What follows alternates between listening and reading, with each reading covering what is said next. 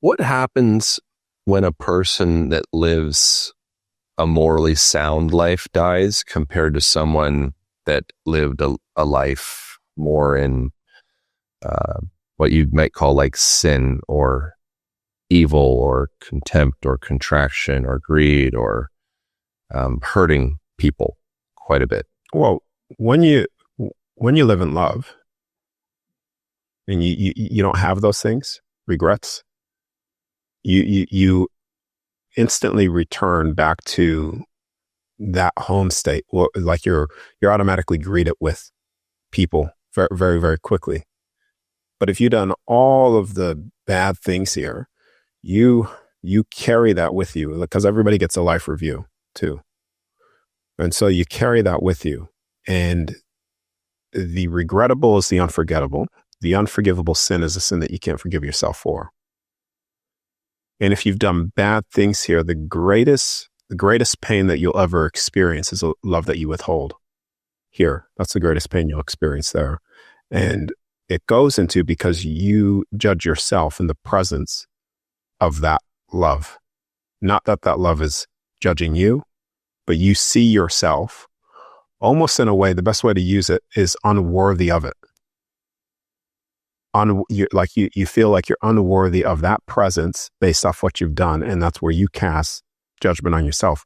But even at the end of all of that, everything's still forgiven, even with them, because everybody's worthy of love, that unconditional love, because it's actually who they are. It's the resonance of frequency that's even within the most darkest people. I like to use this concept. Picture the other side, that state of unconditional, unfiltered love, the highest truth of all things, is of the clouds. So we're getting a visual picture. All right. So the clouds, what do? They produce rain when it gets to, the raindrop. So let's just say you come from the clouds and each individual soul is a raindrop. Now, some souls, they could stay within the heavens and stay within that love state when they just stay in the presence of love. But when they start to step out of that, because everybody can, you fall down like a raindrop. And as you're falling down from your divinity, and you become what is called the fallen one or a fallen angel. And as you're traveling down, the faster you go, you're trying to grab onto everything. But eventually you're going to hit the ground. You hit the lowest point. And in that lowest point, people may still be in anger and hatred and then try to bring down the heavens, that all those other raindrops with them. They can't, not necessarily unless another soul decides to fall with them. Now, when they hit there, that's where we will call evil, people doing things in an evil way. But it's only because the other side is forever present, forever loving, and it never stops, even from your highs to your lows. Eventually, the sun will come out. And the raindrop on the floor, which would be you at your low state, the fallen state, the sun will turn that raindrop start to evaporate. And the evaporation starts to go right back up and you'll reach love again. So the same thing happens, to answer that question, when you die and you've done things evil. You're just a raindrop that has fallen.